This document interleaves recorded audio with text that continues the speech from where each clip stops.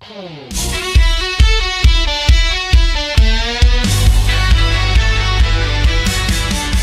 everybody, welcome back to, what is this now? Episode 5 of We the People. Number 5. 5 and final. Listen, I don't know if it's 5 or Okay, final. who Maybe knows? we keep this up. I kind of like being able to talk stuff out like this. I don't know if any of y'all have heard it, but the hospital has put out 2 more podcasts with False information.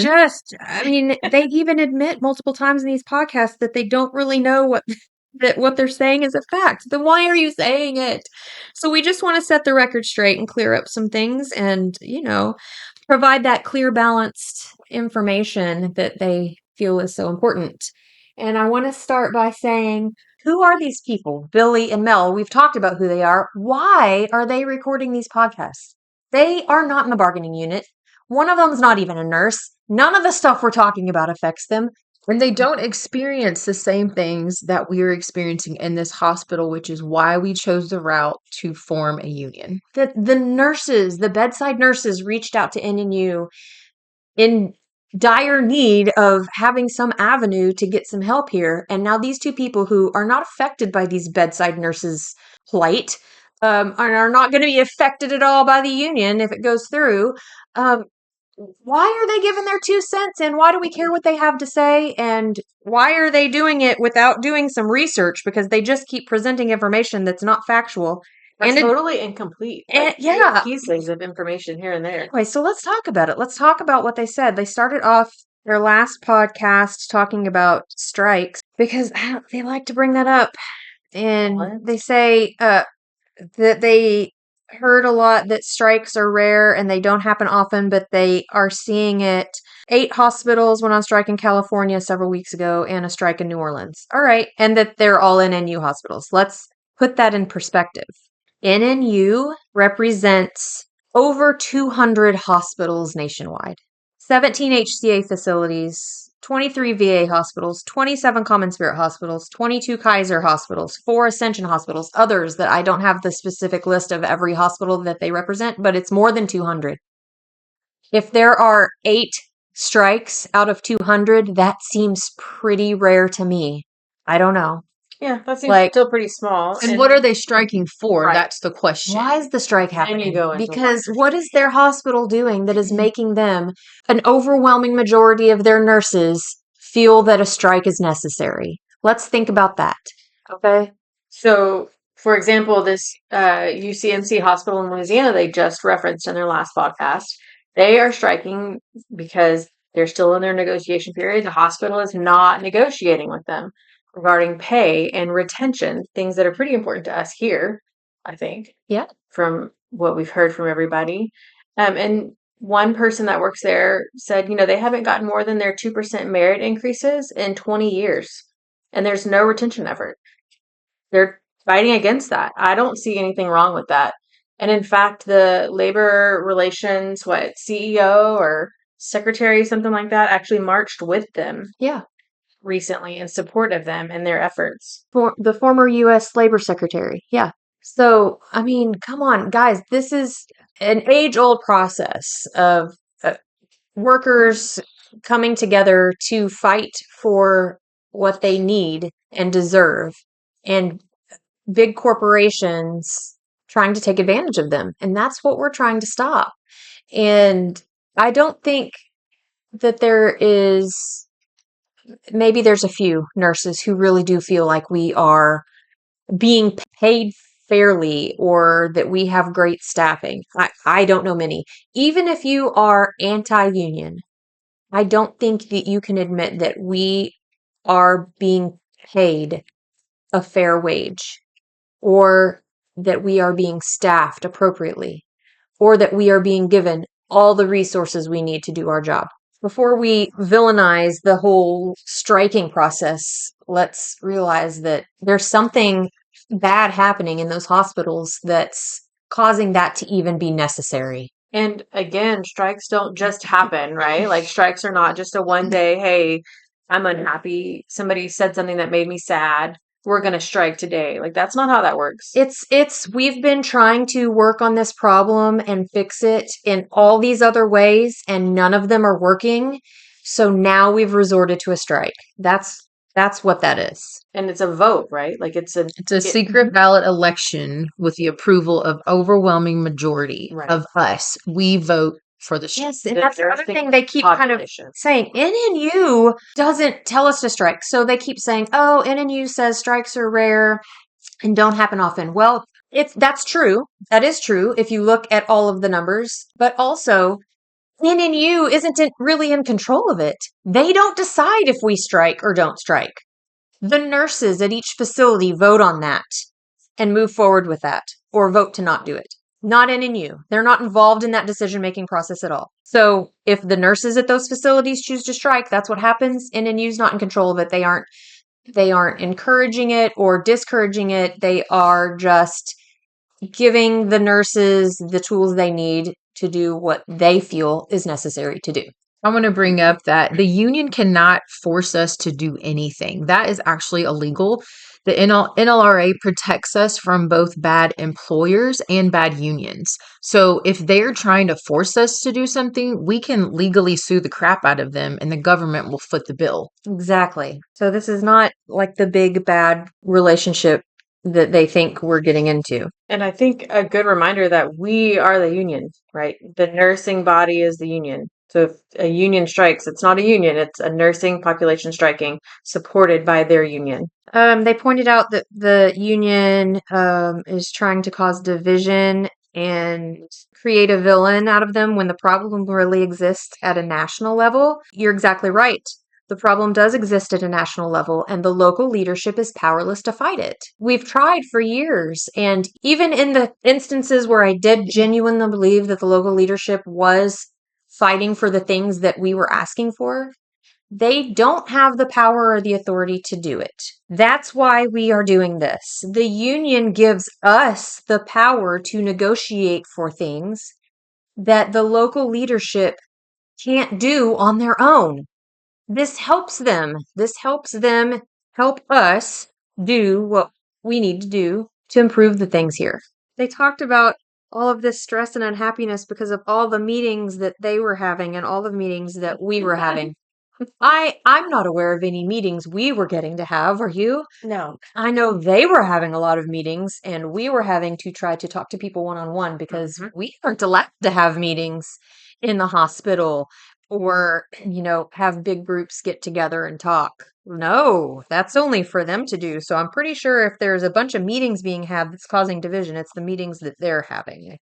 You know, it's funny too. They That's- talk about how everything seemed to calm down during the government shutdown, and That's because they they stopped having meetings. Right.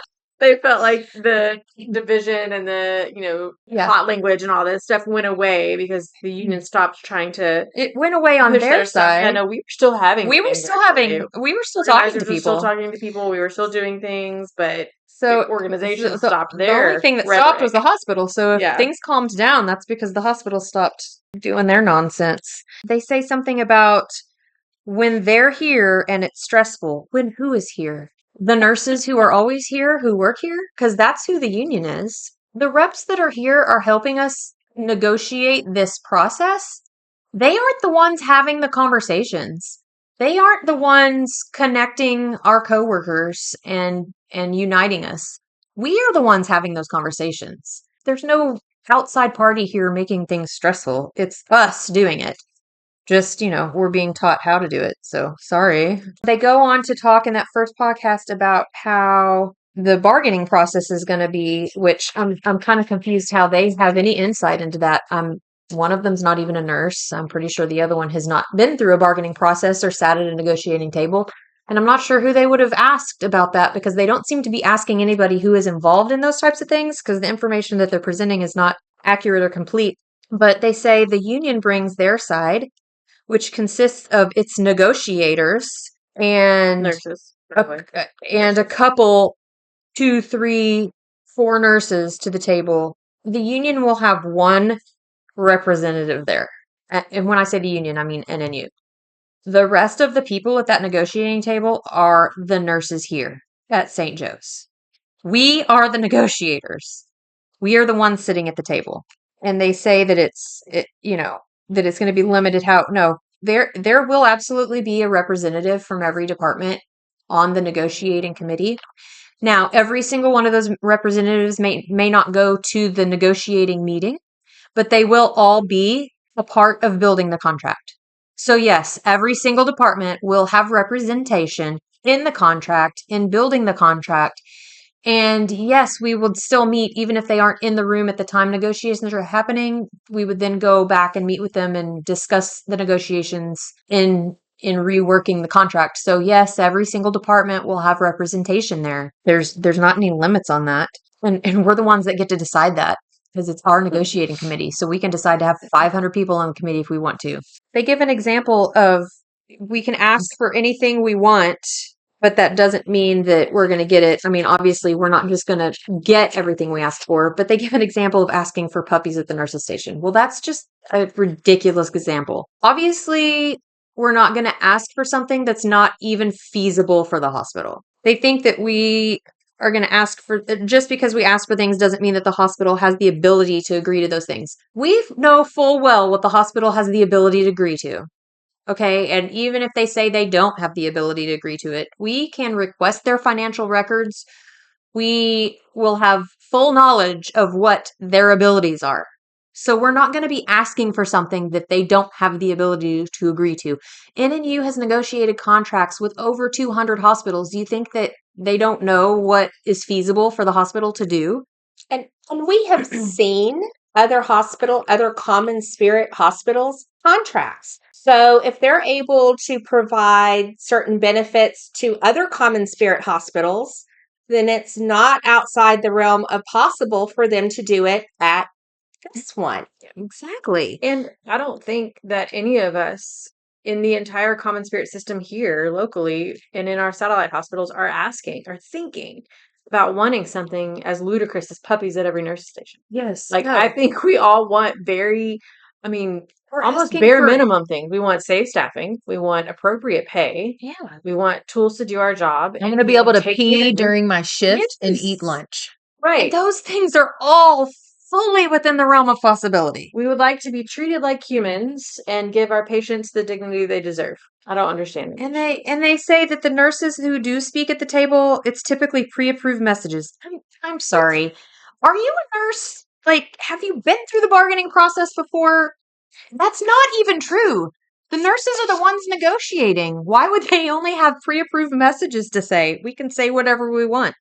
Also, have you met any of us? Right. I mean, for crying out loud. They pick their 2 or 3 or 4 nurses that they bring in. No, they don't pick nothing. We pick it. We're the union. We're the nurses. And you can't have a representative from every hospital department. You absolutely can. We talked about that. That's just flat out not true. So yes, every department will have representation at the negotiating table. As Billy stated himself, probably not. I'm guessing. I don't know that for a fact, but probably not. You're exactly right. You don't know that for a fact. And we do. They will have representation. And you were guessing. And then they talk about, oh, you will have your voice heard in the bargaining survey you can fill out. Well, yes, that's absolutely true. You can fill out that bargaining survey. You can have a conversation with your department rep that you're handing that bargaining survey to if there's something more nuanced that you want to discuss. But then they go on to say that the survey, a survey, it's not really your full voice. Oh, really? Like the My Voice survey that you think is our full voice that has had no effect whatsoever on how Nobody things go here? heard and nobody cared. Years. So thank you for proving that point to us. But yes, our surveys are actually turned into a real life person who you can have a conversation to about those surveys. And the changes you'd like made. And that person goes and sits on the negotiating committee and can say all the things that you said and represent your desires. So they're pretty critical of that structure too, right? This nursing body electing members to go beyond the bargaining unit and then them representing everybody. They're very critical of that structure, which is But it's similar to what? It sounds it very sounds so familiar, right? Because that feels a lot like the shared governance structure that they're pushing right now. And if they're claiming that you don't get adequate representation from a nursing union structure, how are we getting it from a organization driven shared governance meeting. Exactly. It's the exact same structure. You elect representatives from your unit that go and sit on a committee and talk to administration. That's exactly what the Yeah. union does. And it's hospital leadership driven.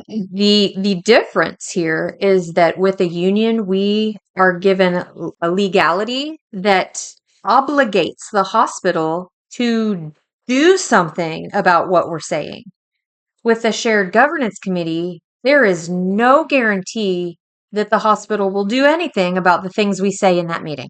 Because we've had meetings like that before. They've asked for our opinions about things before. We've given it, and they still do whatever they want. It's the exact same process we're talking about here, but the union legitimizes it and makes it obligatory for the hospital to not ignore us. When we're talking about a nursing body having power, it's something we want coming up when they're pushing Project Impact, and other common spirit hospitals that have unions have not been affected by it, whereas the rest of them have or will be, or are set to be like we are. And they're facing even more dire circumstances than where we started. And that's not any place that any of us want to end up. Absolutely not. And going back to them saying each department won't have representation, they're saying that it's not possible for the contract to have specific elements about each department. That's absolutely not true. Again, have you seen a contract? Every contract I've seen with Common Spirit hospitals has sections that is department specific about ratios, floating policies, etc. Every department can do that. And guess what? They say it would be impossible to do that from a compliance perspective. It would be a nightmare for every department to have their own thing. We do now. Single department schedules differently. Single department has a different nurse to patient ratio. In fact, Kelly just changed theirs, but didn't change the nurse to patient ratio on the neuro unit or the PCU unit. You're like, we already do things differently from department to department. It's not any different, except now it's going to be written down in a contract and you can't change it without negotiating with us. So stop saying that things can't happen when they absolutely can. And happen. stop saying that we can't deal directly with our managers. The busting line where it becomes illegal to deal directly with management, if there's a union, has really been coming up a lot from people that we've heard. They're worried about this. The only small kernel of truth in this is that the NLRA prevents the employer from direct dealing, means that they cannot bypass us as your elected leaders or whoever you choose by negotiating with nurses directly as a group. So like if they have a town hall and people like what they say, they can't say that the union has agreed to it. Every NNU contract has a line in it that says the first step of sorting out an issue or grievance is to talk with your supervisor. Why would we or the employers put language into a contract that every agreement has to be voted on by the union, or you have to have a labor rep present? Like, no one has time for that. So that is not true. And we have spoken to multiple nurses from multiple facilities, Common Spirit and otherwise, that have contracts with NNU, who all state that they, A, have a much better relationship with their manager now than they did before the union, B, that they talk to the manager all the time. In fact, some of these people have actively been texting with their managers while we're talking to them. It's simply not true. Why will you not listen to the people who are actually living this in their day-to-day Yes. lives? There is no better source for information than them. Say it again. Nobody here at this hospital knows any better than those nurses what it's actually like to work in a hospital with a union. So And where are the nurses that hate being represented by a union? Have we talked to one nurse that does not like it? No. Through all of this, through the hospital we reach out to my friend that works in California, like you can choose to either be in it or not, but no one is angry like they're saying. The divisiveness, that's not a thing. The divisiveness is coming from our hospital administration who is pushing this anti-union agenda.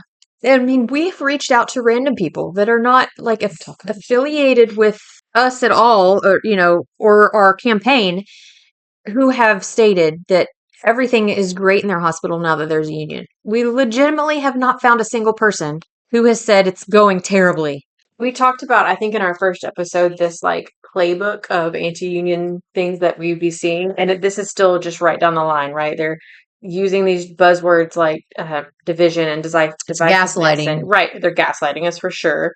They're using scare tactics, like the ER director posting in the ER nurses group me last week that the union might get rid of tuition reimbursement and change your insurance benefits and change what Maybe we can certifications you change have. our insurance I mean, maybe we benefits. can That would be improve great. There it are for some sure. companies that pay. That pay for their employees' insurance. Yes. But And we can negotiate for that. But we are the union, so why would we vote to make take anything away worse. our tuition Right. reimbursement? And I like she had this whole post and she said, I'm sure these are all on the table. First of all, you're not sure. You're being told what to post by Yes. these contracted people that the organization hired. And second, Also, we decide what's on the table. well, and beyond that, all of that is already on the table and can be changed at any point in time without any of our voices, just like our retirement got changed last year. Exactly. They Just could, like your insurance changed it- last year. it could be a result of this Project Impact that they decide to get rid of tuition reimbursement. Or they could go with an even crappier insurance plan than they already have. With the union, we can actually choose those things. Or at least have a say in choosing those things. Think about it. I don't think we've talked about it a lot before now, but our insurance benefits. How many of you get your insurance through someone else, like your spouse's employer? Me. Because Insurance it here is so bad. so expensive. We pay, I want to say, at least half. No, I want to say a quarter. We pay a quarter of what we would pay for our whole family on my husband's insurance than I would at the hospital. And the coverage is better. Mhm. Like way better. Yep. We can actually negotiate things like that, guys. Did you ever think about that? We can choose a better insurance plan. And like Brittany was saying, other employers, I know Scott and White gives their employees discounts if they get medical care there. Other employers pay for their employees. Freestanding EMS, you get seen free there. It's just, we could have so much more than what we currently have. And right now, they are in charge of deciding whether we have it or not. And we want to be a part of the conversation. That's all we're saying. Yeah, I don't know if everybody knows this, but up until last year, the policies from national and local for holidays, for major and minor holidays, listed 7 major holidays, right? And per policy, you had to work, if you're full time, 2 major, 2 minor holidays based on those descriptions. And leadership and managers and schedulers got mad when they were trying to do Christmas and Thanksgiving specifically. And people were saying, well, I worked a major holiday based Already. on the policy. And without anybody knowing, and with no fanfare and no announcement, that policy was changed almost overnight to narrow down major holidays to Christmas, Thanksgiving, and New Year's. And it changed the request off policy. It changed how many hours PRN part-time were required to work. I don't know if anybody's looked at those policies recently, but they're all different than they were a year ago. You know, one hospital just this year was able to win in their contract the recognition of MLK Day as one of their holidays. Do you know how absurd I think it is that we work for a Catholic hospital system and Easter isn't recognized as one of the major holidays? That seems just, I mean, I can't even wrap my head around that. That's another thing that we could negotiate for. We could negotiate for what our holidays are, what major holidays, what minor holidays, and what our holiday working policy is. Just important to remember that what they're saying is a lot of scare tactic, and there is absolutely no evidence and no reason to believe that that your partners, your nurses that you work alongside with every day, and you would ever fight for something that was worse than what you have now. They're trying to make it sound like you'll have less of a voice than you do now. Right now, you have no voice in those things. They don't ask our opinion about any of that stuff. That's just completely false. Opposite is true. You will not only have a voice where you didn't have one before, they're saying you're going to lose, you're going to lose, you're going to lose this, and this. You don't lose anything. Where everything freezes when we win an election And that's our bottom floor, and we only negotiate up from there. There are no takeaways. There's not a single union contract in any NNU facility that you can find where they lost anything, where anything was taken away, where they had to give something up to get something. It didn't happen. It hasn't happened. It's not going to happen. It's another scare tactic. So in their second podcast that they just released, they went on to talk about the voting process. It's pretty cut and dry. There's not a lot to say about it. I do just want to clarify a couple of things. You need to vote at your facility. If you work at multiple facilities, please reach out to HR or someone who you know is involved with the organizing process and find out what facility you are on the voting list for. If you vote at a facility that is not your home facility and you're not on the list at that facility, your vote will be entered as a challenge vote. They were exactly right about that. But what happens is if they have to count all the challenge votes, that whole process of validating each of those employees' circumstances and then counting that vote can take months. We do not want to drag this out any longer than we have to. So we can potentially get our election results the same day on the 10th, given we don't have a lot of challenge votes. So, like, if the difference in the vote count between yeses and nos is more than the number of challenge votes there are, then they don't even bother to count the challenge votes because it wouldn't affect the outcome at all. So we know the result right then. But if we have more challenge votes than there are the difference between the yes and no, then they're going to have to count all of those challenge votes. They have to go through a very specific process, and it's not a quick process. So please just vote at the facility that you're supposed to vote at. We already know that we're going to have a set number of challenge votes just because they have included these groups of people in the bargaining unit that are kind of not necessarily bedside nurses, and they've included them as challenge votes. So they're automatically, even if they vote at their correct facility, they're automatically going to be a challenge vote.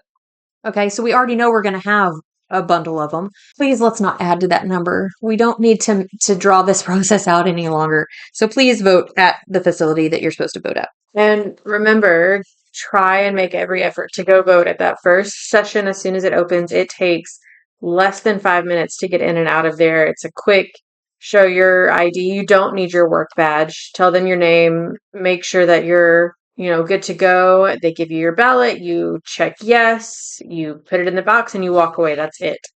There's no big to do about it. It's not a big fancy process. If you've got your kids with you, bring them with you. There will be people outside that can kind of sit with your kids while you run in for 5 minutes and put your ballot in the box. It's really not a big fancy ordeal. But there's not very many times to go do it, and that was designed by the hospital. This is all the hospitals set up. So it's purposely difficult. Try and go to the first one if you can. If you need help, let us know.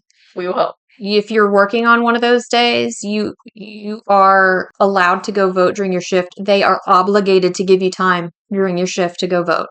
So if you are working on one of those 2 days, you absolutely better have your vote in that ballot box. So I just kind of want to wrap up with saying, they say they want this to be over so that they can reunify our team and get us back to the happy, healthy employees that we were. First of all, we weren't happy and healthy. We aren't now. And it showed on the My Voice survey that no one cared about. That's why we're doing this, okay? That's why this is even a thing right now, is because we were not happy and healthy.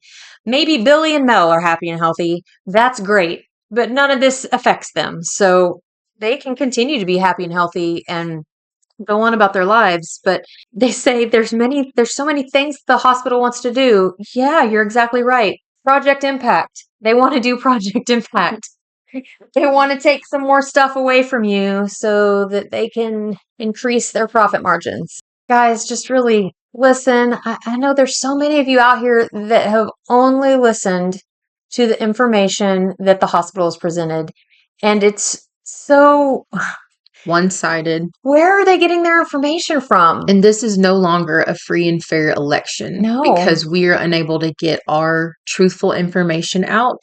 we're And it's very disheartening. Yeah, I mean, they agreed. They made an agreement. Common Spirit did at the beginning of this, before we filed. Even they had a meeting, Common Spirit and NNU, because they knew this was coming, and they agreed to allow a fair and free election.